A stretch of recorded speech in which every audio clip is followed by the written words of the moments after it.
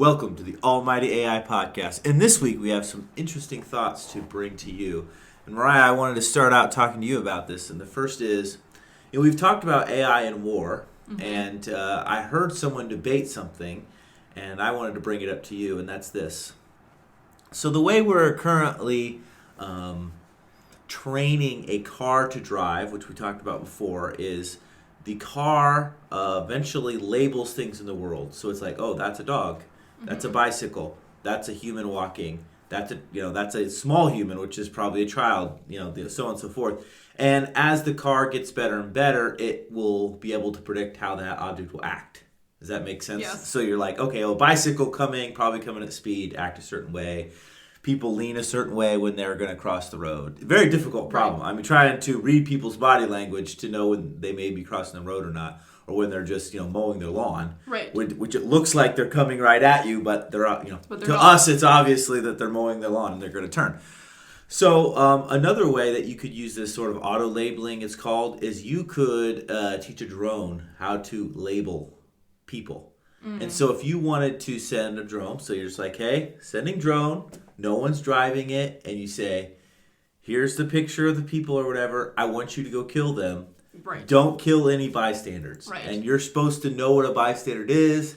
You're supposed to know what a military target is. So, maybe if the guy's there with his, entourage of, protectors or whatever, you're like, fine, that's, blow them up or whatever, but do not kill any innocent bystanders. Right.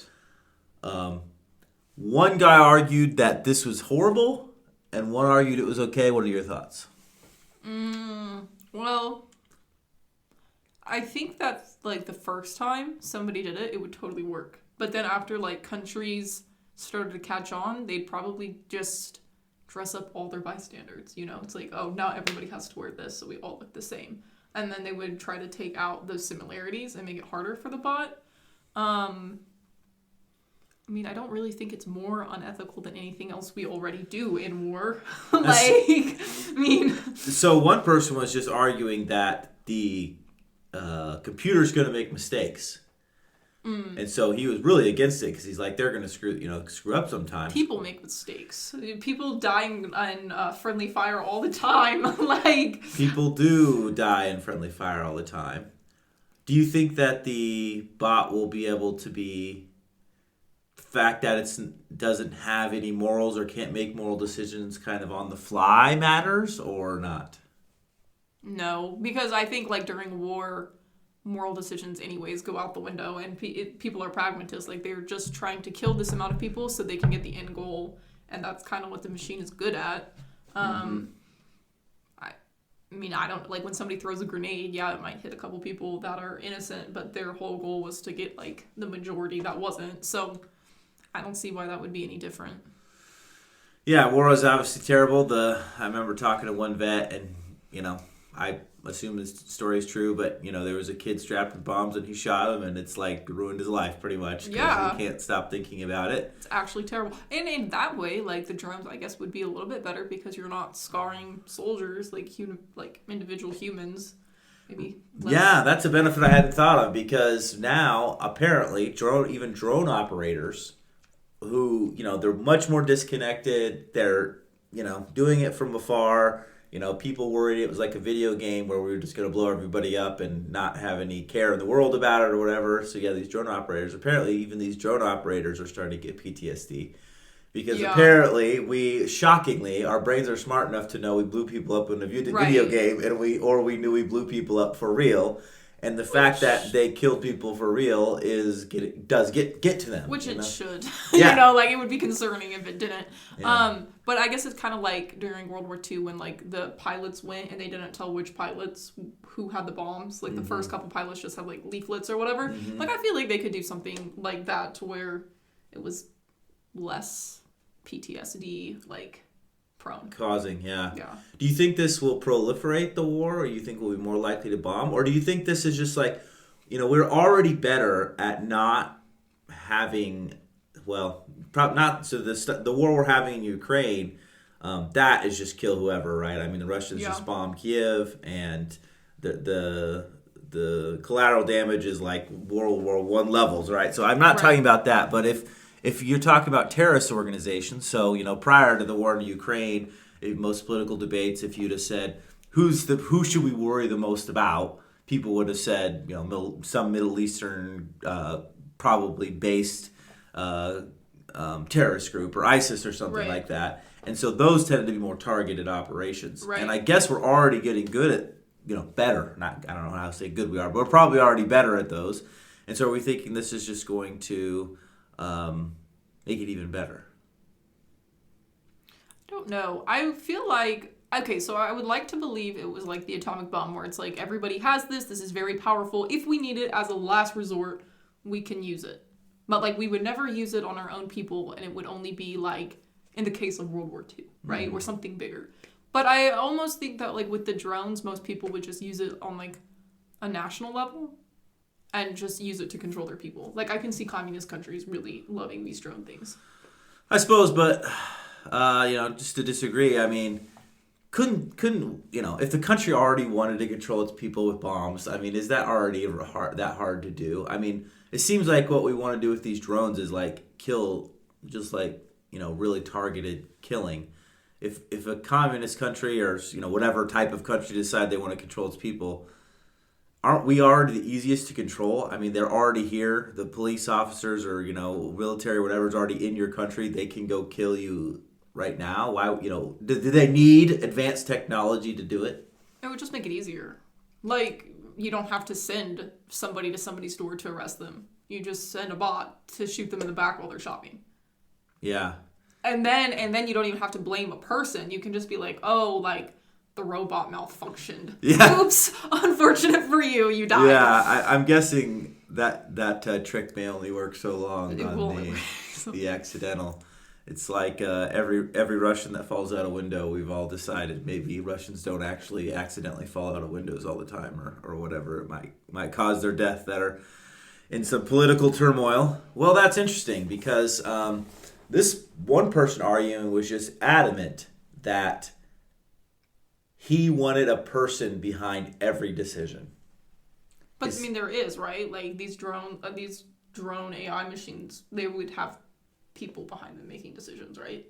It's not like they're just going to release them and be like, go. No, it is like release them and go. So it's like you might say like, okay, here's the person you're trying to kill. But that's still like a person being behind it, saying like these are your selections. It's not just like select. That's who you right. will. Yeah, like, select who you will. Kill whoever you want. want. Yeah, survival of the fittest. It's cool. We'll see which race this model likes the best. Whoever dies, dies. Yeah. Yeah. So there is some human behind it. So maybe you're just saying as long as we have it to the point where there's not a ton of risk of it doing something dumb, or it's just as good as a human, as long as the error function is as good or better than what a human would do, what's the difference? Because we're programming it. So yeah, we could program it to kill innocent people, I guess. But I mean, we could send a tank, down the street and kill innocent people if they decided to do it. So maybe there isn't much difference.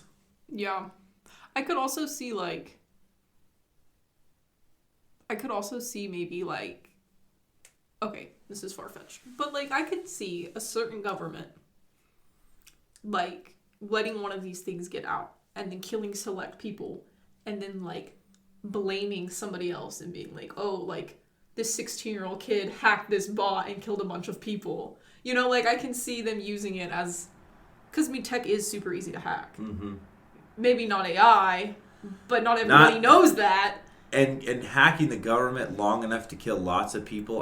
There have been people that have hacked the government, but I'm not sure hacking the military and killing a bunch of people would be very easy. That would be it would probably be hack. hard, but I could see them blaming somebody for it, like getting rid of who they wanted. I feel like it would be a great scapegoat. I bet. If they wanted a scapegoat, I think what I would do, if I was the big bad government or whoever, I would just say it wasn't hacked. These drones aren't that hard to get and make. I would get one that looked homemade. I see what you're saying. Make it out of all parts that you and I could buy. They're like, oh wait, like wasn't actually a cop. Like it was a fake cop. The 16-year-old kid built this stupid thing. Yeah. And then have it go kill someone. And these AI training models, early on, I kind of, in the first episode, I kind of explained how they're trained. Well, the ones that we have now, some people are working really hard at getting those to fit on smaller and smaller computers. Yeah. So it used to be like I didn't have as much concern. It's like, well, if you don't have a incredible amount of GPU and tons of NVIDIA, whatever, it doesn't even matter. Well, they're figuring out how to get some of these models onto smaller computers. Now, doesn't mean they can train the next iteration on that smaller computer. It just means they can run it. So that means they have something smart enough on their computer to be able to program, to be able to put in the drone, to be able to do it. So if I was the government, I'd just say, hey, look, they took the latest version of ChatGPT, they condensed it down, and they used it to harm people. So that could be a problem, Conspiracy theories. Bum, bum, bum. Yeah. We'll make lots of. Heard it here first. That's right. I want the movie contract. That will be lots of podcasts of all the possible things that could be done. So, any final thoughts about that before we switch subjects? No. So another thing I want to talk to you about is apparently they're adding AI to spreadsheets. So Google has their own form of AI stuff. I think Bard maybe is Google. I might be getting my names mixed up. But they're going to add AI to Google Sheets. Interesting. So what I wanted to discuss with you is talking about productivity. So we know it in a church context that if you think about what you are able to get done in a day compared to what someone who did the kind of things that you do on a weekday used to be able to do 70 years ago is incredible. No computer, right? Making the newsletter alone would be a chore, right? If you have all the information, which a lot of times you don't, you can whip those together pretty fast and they look nice and all that. So the productivity that you and I can have in the office compared to what was before, for me, ChatGPT has been helpful. Just I'm a typo person. I don't have good. I'm like writer's block. I have a hard time having ideas or whatever. Now, if I have any kind of idea, ChatGPT is really helpful for me to get me going, and it's been just a huge productivity gain.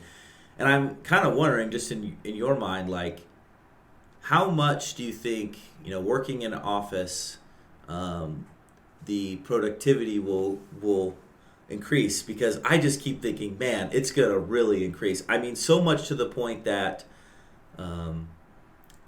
when I write sermons, being able to look things up and saying, remind me of the story of such and such, and it just tells you the story, right? Yeah. And so, like last Sunday on my sermon, I have watched all these videos called Audit the Audit. It's a YouTube channel where people have interactions with police officers or whatever, and I remembered some of them. And what I would have had to have done in the past would have been go find one of those YouTube videos I liked, which, search through my YouTube history that I had watched sometime at home, find it, rewatch it, write down notes on, that alone could have taken, at the fastest, probably 30 minutes, right?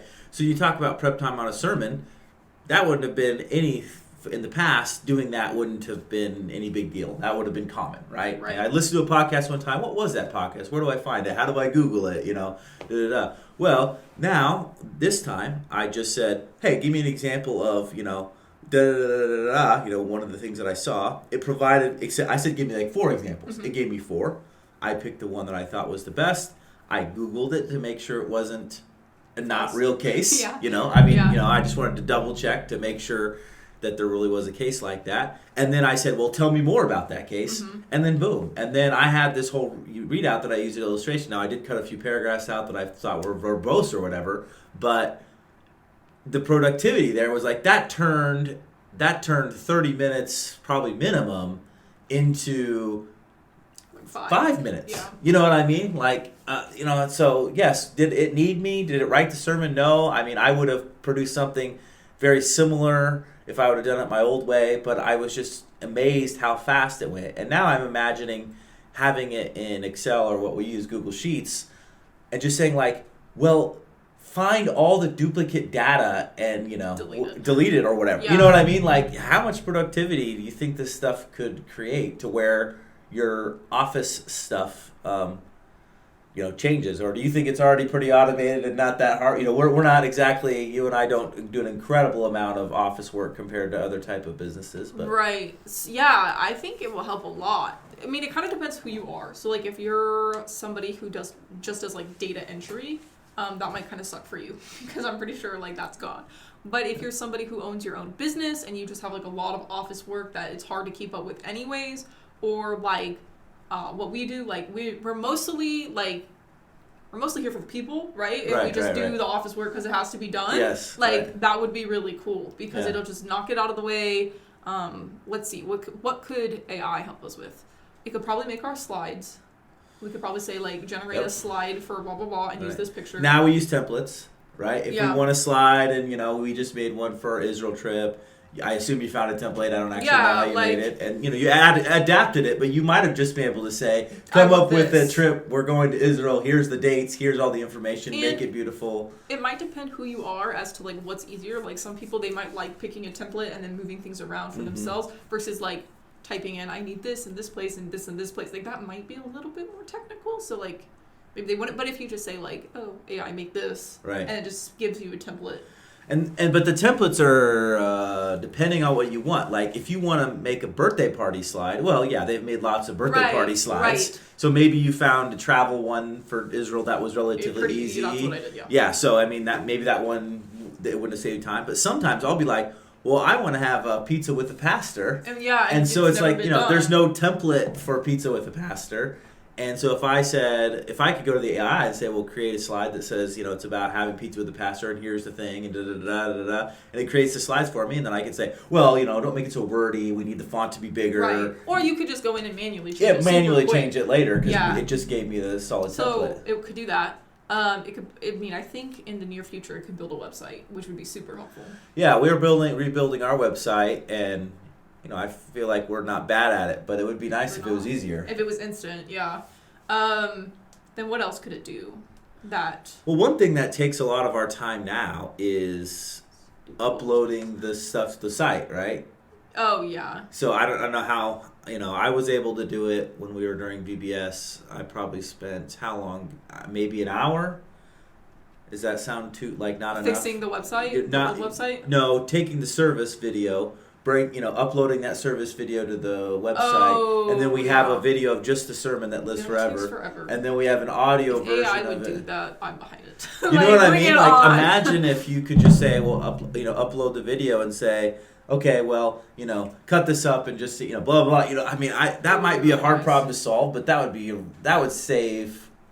It'd be cool if it could create the bulletins too. That'd be nice. Right. Just But is the hard part about creating the bulletins now getting the information from people, or? It's not hard. It's just boring. It's boring, It'd be nice if the bot would just do it.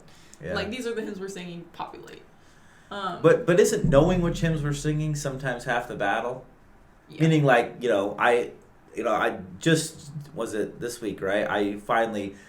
I do sermon titles a long time ahead, and I caught up, and so I needed to go in and get ahead again, and so you were kind of waiting on me. Which, you didn't have to wait too long, but, the moment you sat down, it wasn't there, and you had to come back to it. But maybe the AI could pull from all those different places. Yeah, like maybe you know what I hook mean? it up to Planning Center. Yeah, and just, automatically just, bring it over. That would be really cool. If you could learn how to do ProPresenter, that would be cool, too. Yeah. The only problem then is if something ever happens and AI is, taken away, people are going to have to relearn how to do everything. Kind of like the Dark Ages, It's like... That's true, but people said that about, if we just have a car and no one knows how to ride a horse, what if we, don't have cars anymore? Well, yeah, you're right. We're going to be in trouble. We're going to be walking. We're going to be in trouble. I mean, to me, that's the... Well, Mariah, you don't know how to drive a stick shift. Maybe you do know how to drive a stick shift. I don't know. But, so you're some sort of inferior person because it's like, who cares? Like, you're never going to drive a stick shift. Yeah. I don't think it's going to give you any trouble. And so saying, we're going to forget how to do stuff. We have forgot how to do so many. I can't farm. Right. I can't. But these things are controlled by, tech companies that lately have been kicking people off of platforms for certain things. You know what I mean? Not that that's good or bad, whatever, but, that there have been people that, there was the Twitter thing where, there was a ton of people kicked off of Twitter. Mm-hmm. And some of them were not, like obviously everybody thinks about Trump, but like there was one lady named Lila Rose, and she's just a like anti-abortion figure. Some you know like so like if we have these platforms throwing people off, I mean, is it possible that Google is like, okay, you can't use our AI? Well, as long as you don't have a monopoly, it's less. You have less. It's less risk. bad. So yeah, so like it is helpful that you know like Microsoft 365 is gonna have their AI, Yeah. and Google's gonna have their AI, Right, and right. probably Musk will have his own AI. Sure, and so I guess as long as you know one, so I would consider what Twitter did. If you know they can kick off whoever they want. I Right. guess it's just at some point you got to decide whether you want to stay on Twitter. But if like, they're should going to kick the right people off. churches be maybe a little bit afraid about that? Like, will churches be targeted and then they lose privileges? Well, if churches are targeted, then you just won't use the platform anymore. Right. Which, But then you have to have humans to know how to do it. Or you have to have your own AI platform. Do you want to start your own AI platform? no, I don't want to start my own. Or they have to start their Probably own. make millions. It seems like that might be possible. I mean, as long as there's competition, it seems like you could. I mean, if you get to the point that every company won't help, let churches use their stuff, that could happen now. What if every computer company just said, we're not going to sell churches computers anymore? Yeah, It'd be terrible. It would be bad for their market. But okay, have you heard about the World Economic Forum and their whole, I forget what they're called. They're like social scores, but they're for businesses. They're E something scores. ESG? I think so. Maybe? Well, I know what ESG is, but I don't know if it is what you're talking about. I don't know, and I probably don't know enough about it to even talk about it, Okay. but so basically how I understand is these investors that kind of control these companies, right? Kind of like we were talking about, the people who are working on AI, they're backed by donors, right? Not donors, investors. Investors, yes. yeah. They want their money back. Right, yes. They want their money back. So, these people will be like, well, in order for us to loan you more money, you have to do X, Y, Z. And so then these companies are pushing on their employees and people to do X, Y, Z, because if they don't, then they'll lose their incoming money. So if you're talking about ESG funds, that's a thing where people, they do so one is environment, right? Right. How good are you for the environment? Another one is social or something like that. So if you know that they source stuff that comes from the Uyghurs in China, right, that gives you a negative score. Right. If you have a ton of maybe injuries at your, yeah, you're just killing people. Yeah, you're killing people. That's hair got bad. caught in a machine, You have a ton of lawsuits for racism or whatever. Right. That's a thing. There are probably some things like, do you have any women on your board of directors might affect the score or something like that. So yeah, that's what ESG is. I know what that is. And so so my understanding of the goal of that is, let's say I'm an investor and I realize, let's say I care. The one I can think of that's an easy example for me is easy for me. Okay, so let's just say I'm an investor. I want to invest $1 million for my retirement, and I do not want to invest anything that could hurt the environment. Because if I put it in most mutual funds or whatever, I'm gonna end up owning ExxonMobil or something. Like that. Let's just say I don't want to own. God forbid, we don't want to own ExxonMobil. So let's just say you don't want to own ExxonMobil. So what things like ESG funds were supposed to do were make it so I could just say, okay, this is your ESG score, so that way I know that this is where I'm going to put my money. This is where I'm going to put my money. And hopefully, maybe my returns are just as good. Maybe they're not. But I'm voting with my values, and this is just a way. Because like me as a common person, am I going to invest? I want to diversify my investments. I don't want to invest all in one company. So now am I going to have to research 10 different companies? It's kind of nice. Yeah, it's a shortcut. Thing. Yes. However, if we. Because we've seen over historical periods of churches being targeted, and other religious. I mean, it's not just Christianity. It's other. It's an easy target. Yeah, and select or groups, right? It could be you target because you're a church or a certain race. Right. You kind of have a group you go after. So this has historically been a problem. So these ESG scores, maybe the aspect is social, so they don't like this social aspect of you. So then they tell Google, Microsoft, we're going to lower your score if you make these available to XYZ.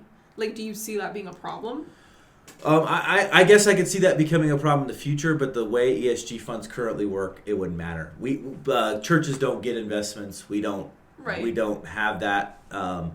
So if you had some sort of social score that maybe your interest rate at your bank was different, so you couldn't borrow money at the same rate, that could be a problem, right? But currently, the way ESG works, and as a side note, that has nothing to do with AI. Right. I think that ESG is currently not very good because they're supposedly caring about the environment is one of their things. Right. But we see Tesla how that's is going. not very high on the list. Like, there Right. are oil companies above Tesla on the list. Well, because it's all about money. Like, it's not actually... Like, if we thought it was actually about the environment and social people, like, it's not. Well, the reason that the ESG gets messed up is because it's just the way their formula is, So, like, I don't think the people making the scores get money from anybody, It's just like they have a certain way of evaluating whether a company's doing well or not, and it does not seem to make sense that their evaluations just sometimes get skewed and messed up. You know what I mean? Yeah. So is it really that valuable of a score?